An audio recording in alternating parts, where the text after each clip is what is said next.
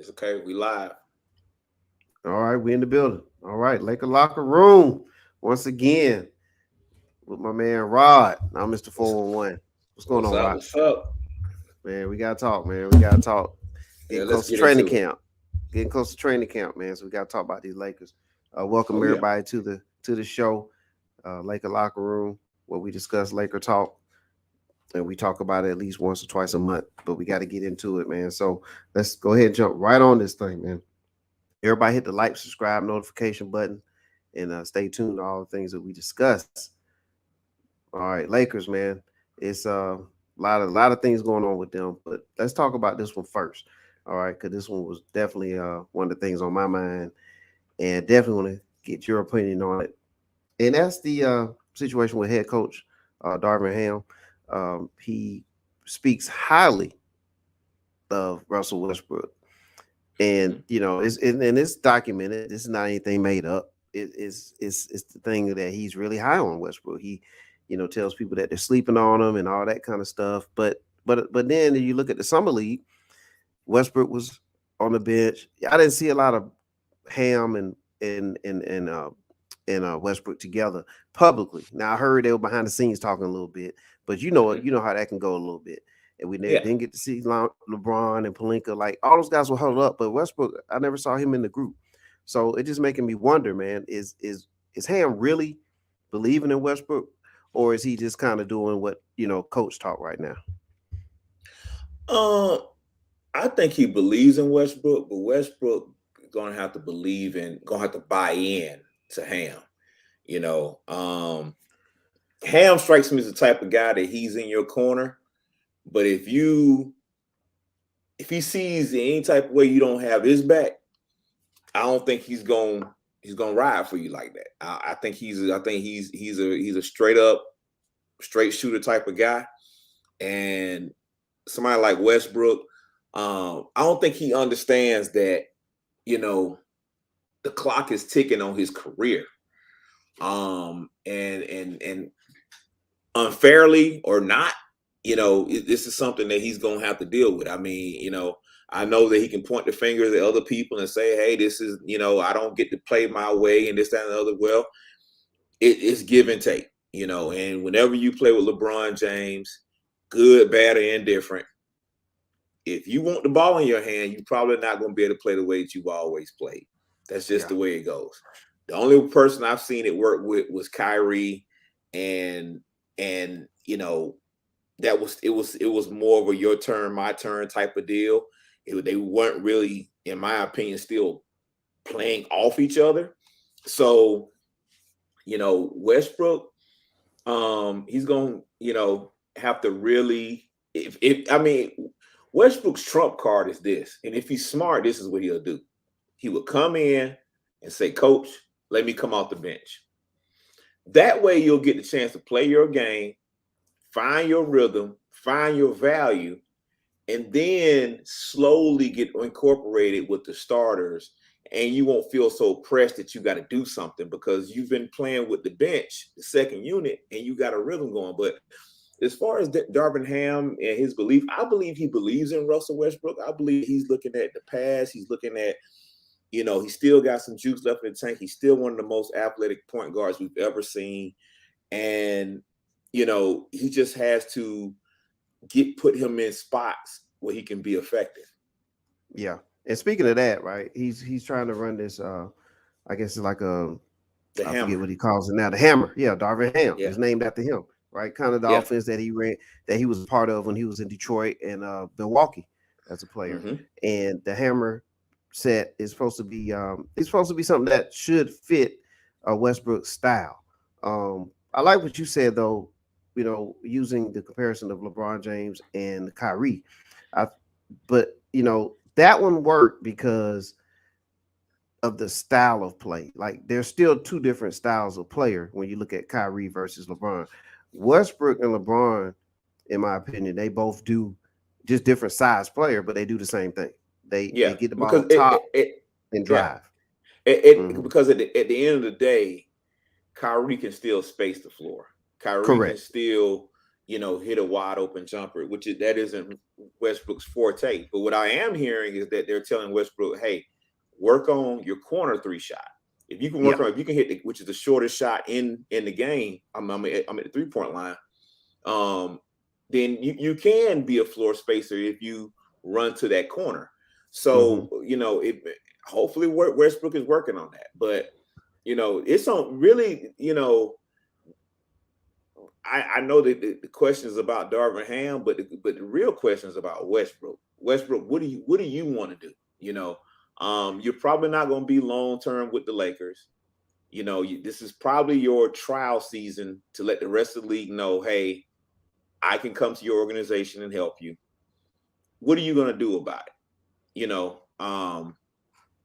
Then again, if you come in with the right attitude and it clicks, hell, the Lakers might keep you. It's not. Everything is at his fingertips if he would simply understand that you really got control of your own destiny. You're gonna make $40+ million this year from the Lakers, which is a blessing, huge blessing. And all you got to do is come in and give it your all and make it about winning. Play the right way. Sell out on defense. Not worry about your numbers. Let your numbers come within the flow of the game. Hit your wide open shots and cut hard. That's it. Yeah, I see that. It's just tough for a guy who's been like programmed to play one way. And just touching back on that combination between him and LeBron, they both have the ball to start the offense. They both drive, then they both either finish or kick based on what the defense does. And when you both do the same thing, that leaves somebody hanging out to dry, if you will, either way. And to ask Westbrook to be a spot up shooter, he hadn't even had a transition phase of even doing that. So it's really a tall task that I see with that. It's a tall task, but it wouldn't be as tall of a task if Westbrook was smarten up and say, let me come off the bench. Because that right there will free up 20 minutes of you to play Westbrook. The way he want to play. You get about 20 minutes a game where you can go and just be Westbrook. Yeah. If you would simply come off the bench.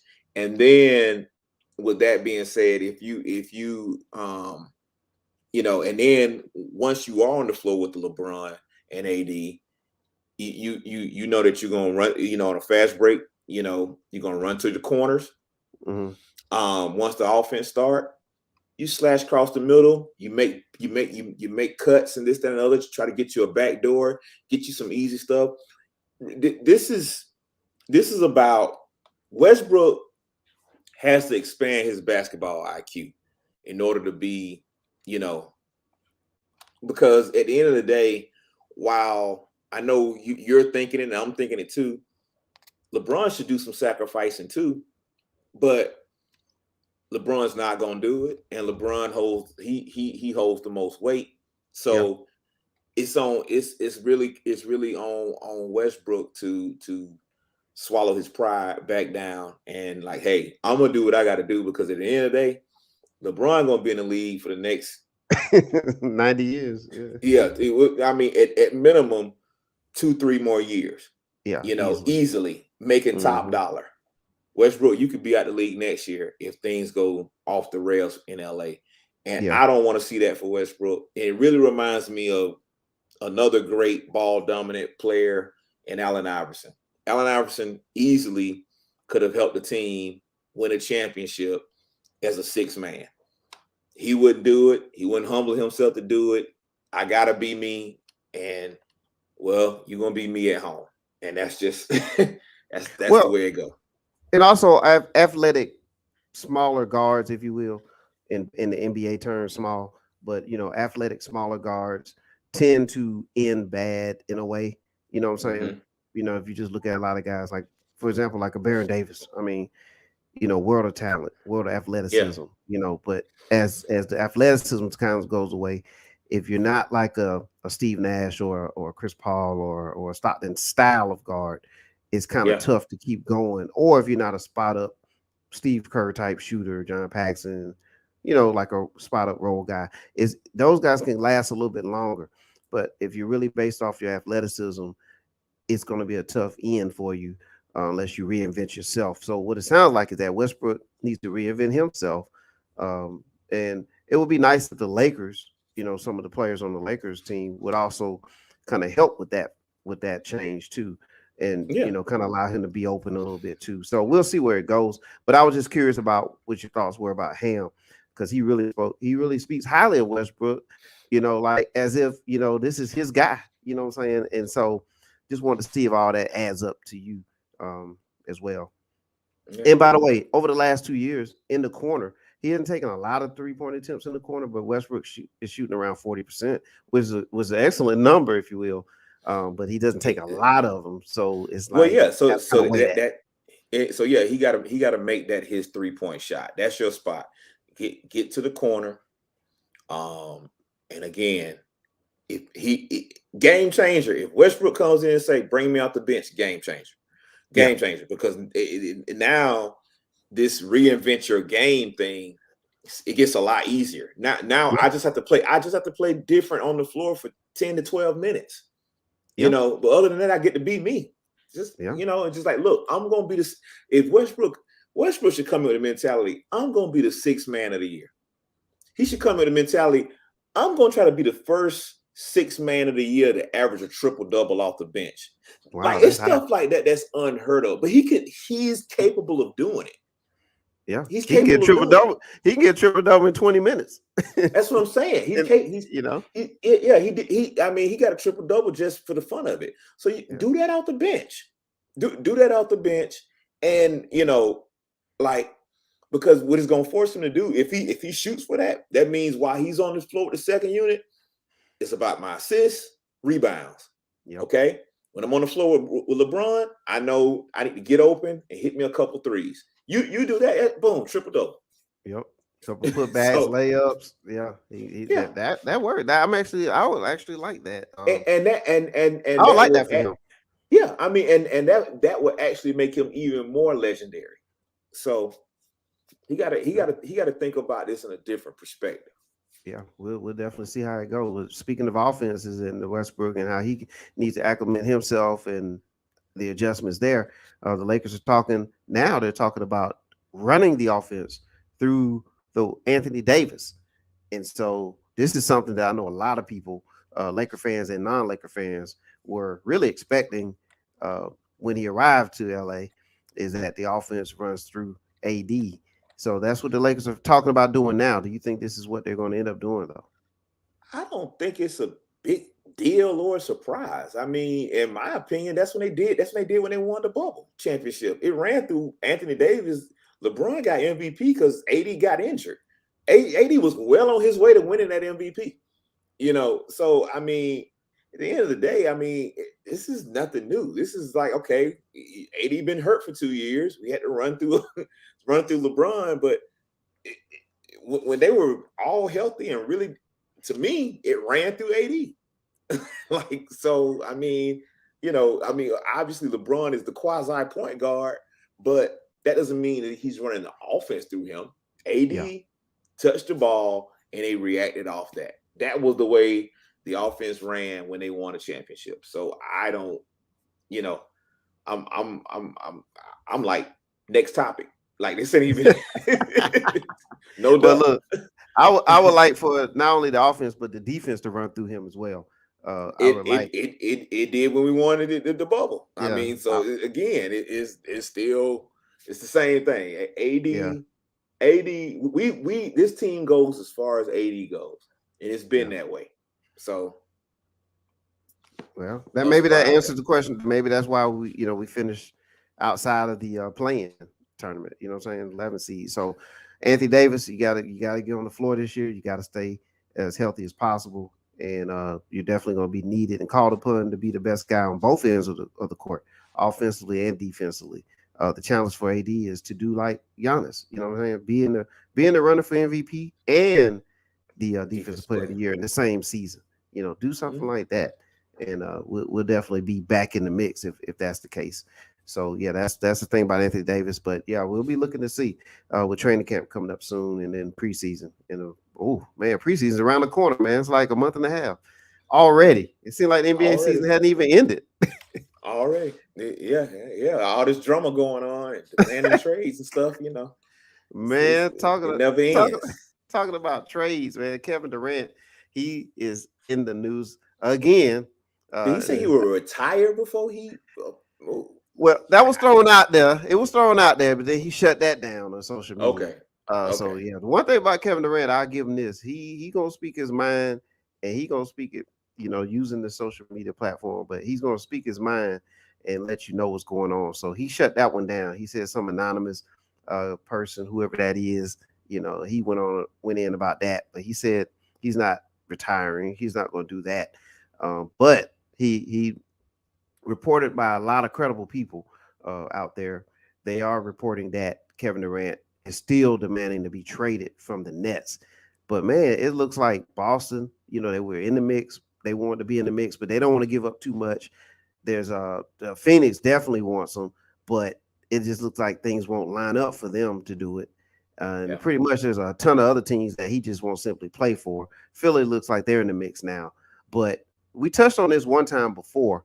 I think it was in one of our production meetings, but it kind of makes sense. And it was spoken a little bit about it on TV too. But Kevin Durant to the Lakers, and you could do 1-for-1s that way.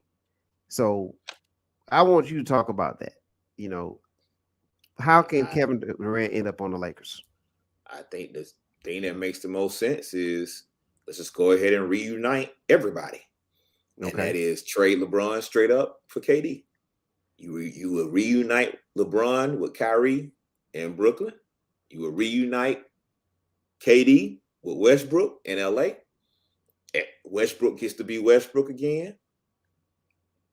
KD gets to be KD. The difference is you got a force of nature down in the middle with Anthony Davis. I think that trio right there can definitely win a championship. It makes more sense on paper because KD doesn't need the ball to be dominant. You still feed the ball to Anthony Davis. Westbrook gets to run the point. It puts everybody in the right spot. I think it works out for Brooklyn. I mean, you cannot get equal value for Kevin Durant, but if LeBron James is more than equal. Yes. So, I mean, so that to me, it makes a lot of sense. I mean, and then from the LA perspective, we will be happy because we got a player that's locked in. We don't have LeBron James holding us over a barrel year after year. Up in the ante, making more money, not signing extensions and all that stuff there. So, I mean, it probably won't happen because you don't shop guys like LeBron, and you really can't shop him unless he signs the extension. So, so it probably, and LeBron's not going to sign an extension to the last minute. So that's probably why it won't happen. But if LeBron came in and signed an extension, I will be on the phone. I will be on the phone definitely with the Nets. Like, hey, I can pull you out the water. You can pull me out the water. Yeah, it's definitely a win-win both ways. And look, it's a win. It's a win-win. Yeah, and crazy enough, a lot of times in trades, you have a team that has to lose in a trade. Actually, this is a trade where no one loses. I mean, on and off the court, no one loses. No one loses. And LeBron's still in the big market. Now you went from LA to the Big Apple. You still, I mean, that's major. Yeah, and Bronny could end up. He can end up over there too. Like it still works in all directions. So that's actually a fair trade. It's a good trade. It's probably not likely to happen, but man, that is one where I do see the Nets saying, okay, we'll run with that. I don't see how Philly and the Nets are going to get one done because that's really where Durant's moving his attention to now. But to even talk about that trade, to even discuss that trade, that has to be a hush hush. No, this is owner. That's an owner to owner conversation. I wouldn't even involve the GM until I'm ready to pull the trigger. That's just how.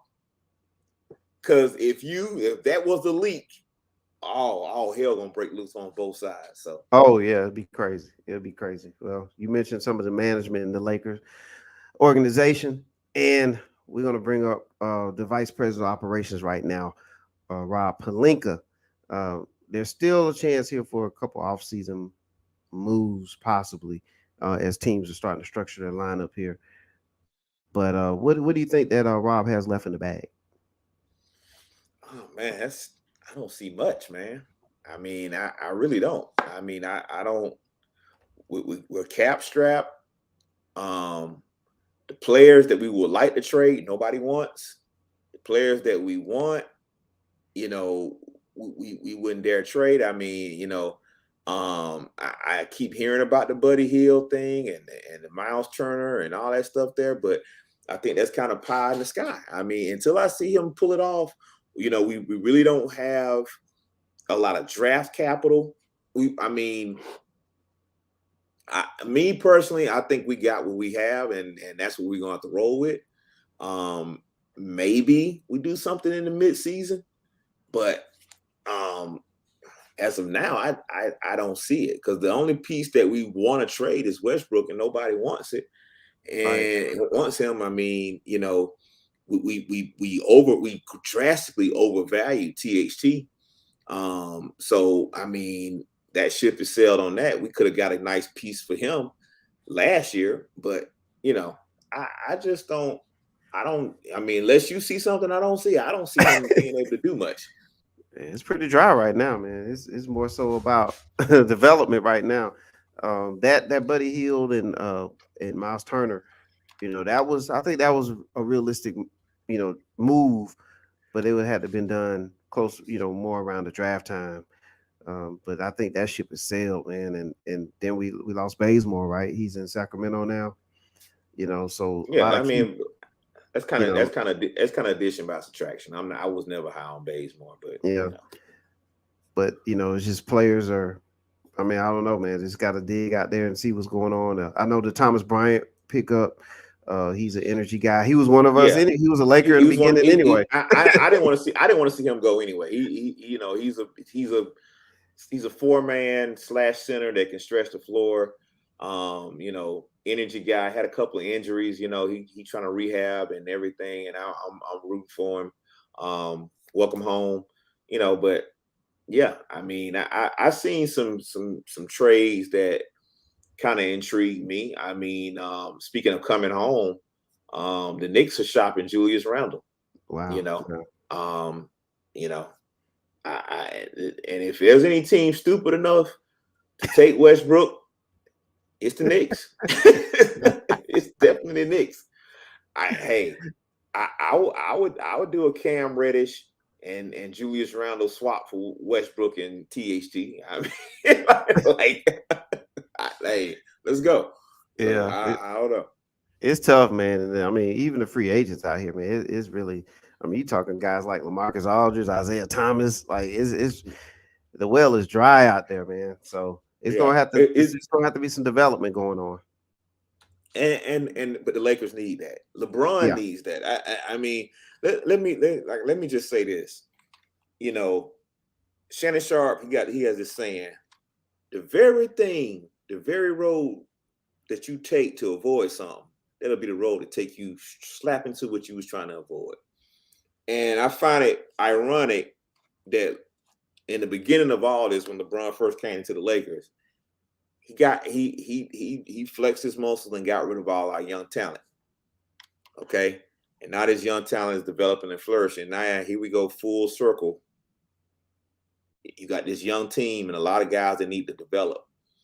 And at some point or another, LeBron, you got to pay it forward. You can't always have a ready-made situation. Can't always have a team full of veterans and guys that ready to go out the gate and get it done. Sometimes you got to do some teaching. You got to go through the growing pains and help these guys mature. And that investment in time and energy will pay off. And that's how you win multiple championships. Honestly, I think if we had kept our young core, we'll be getting ready for a three-peat right now. Oh yeah. That's how. That's the difference. I mean, because with a guy like Brandon Ingram, Lonzo Ball at the point, we still could have signed AD. That's what people don't understand. Right. He could have came as a free agent. You could have came as a free agent. Now you're loaded. You're loaded at every position. It wouldn't even be all this. You would still have Kyle Kuzma as your sixth man. It's like that's what you want. That's what you want. And LeBron, because of his impatience and the buddy ball mentality, here we are. But now it's full circle, and now you got a lesser breed of younger talent that you still have to help develop. We'll see how that goes, man. All right, so we got one more topic for tonight. This is an interesting one, very interesting one. Arguably the greatest Laker of all time. You definitely conversation. Yeah, let me set this one up. This one's perfect for me. So I we always do these rankings of who the greatest ever, this, that, and the other, and you got some people that feel like this certain guy is better than the late great Kobe Bryant, and they usually use the accolades as the tipping point, the voted on awards, as I call them. And I'm talking about the Tim Duncan versus Kobe Bryant debate. It's been going on for a long time. They're rivals, 10 championships between the two of them, 5 apiece, met head to head multiple times. Kobe has the edge in the playoffs. Duncan has the edge in the regular season. I mean, 2 juggernauts. But at some point, you got to look at the accolades in perspective. Me personally, I'm not a big voted on award type of guy. And what I mean by voted on award, I don't be like, well, he's a 2-time MVP or he's a 3-time MVP, because I know MVPs don't carry as much weight as we say they do. I know that defensive players of the year doesn't carry as much weight as we say it does. Because if it really did, and we get to talking about, let's just say the greatest perimeter player of all time on defense. Let's say the greatest defender on that perimeter of all time. Most people would say at least have Scottie Pippen in your top 3. The fact that Scottie Pippen doesn't have one defensive player of the year makes you question the whole award altogether. Like, what does that award even mean? If Scottie Pippen doesn't have a defensive player of the year, then I don't know what that award means.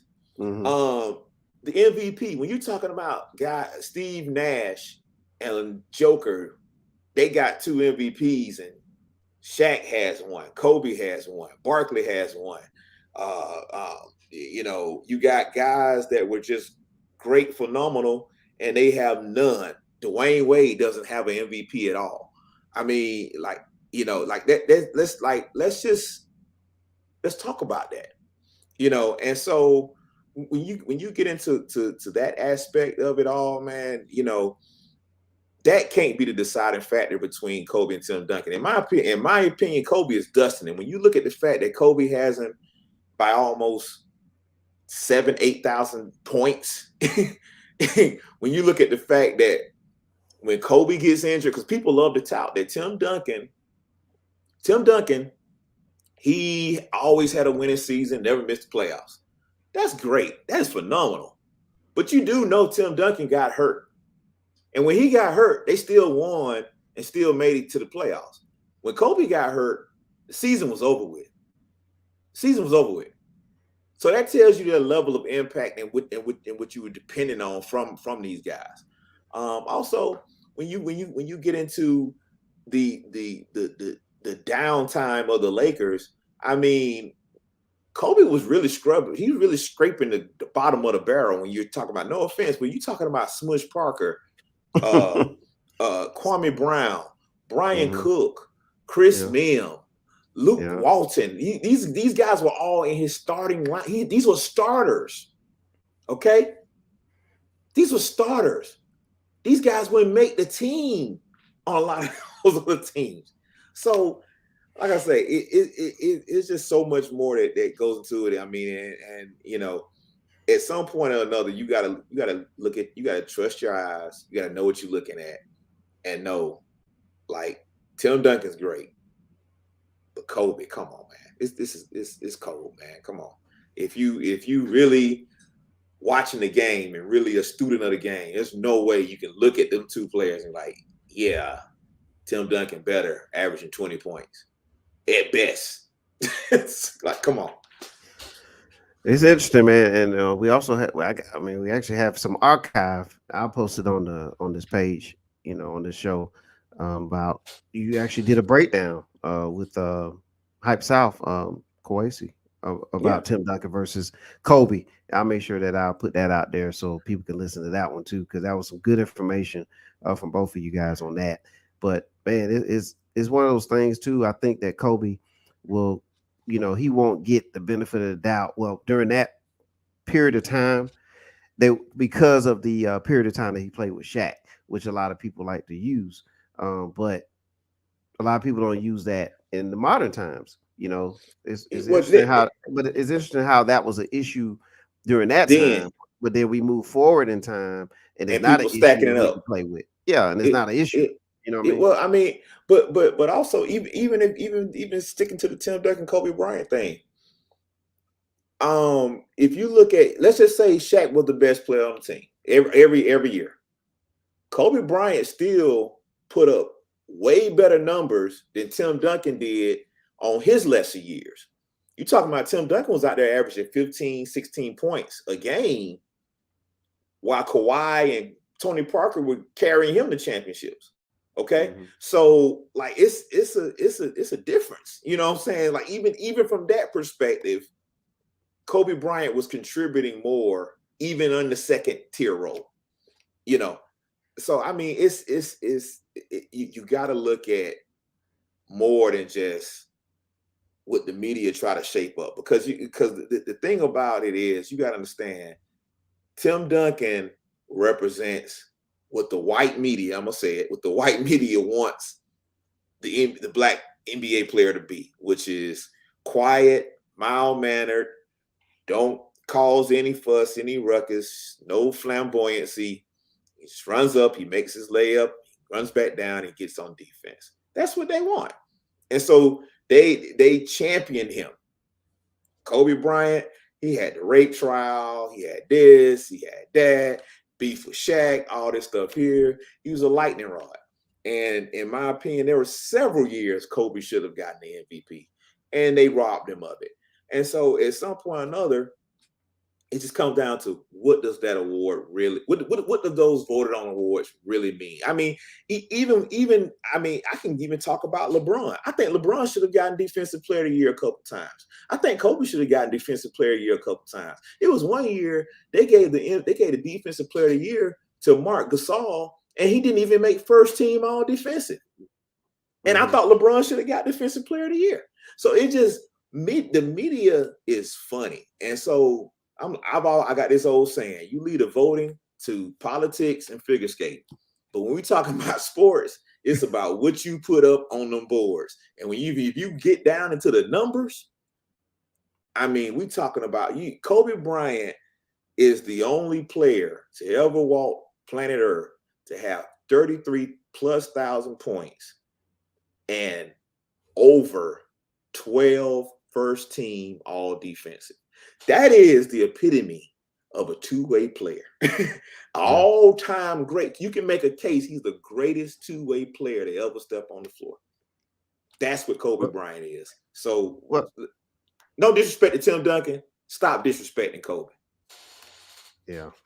All right, man. Well said. Now going back to when you talked about Scottie Pippen in the '90s, and uh, here's a list of the guys who won the Defensive Player of the Year in the '90s. It's a tough list, but you made me think about that. And Pippen, by the way, is on the top, the starting five for the whole decade of the '90s. So, and it's really because of his defense.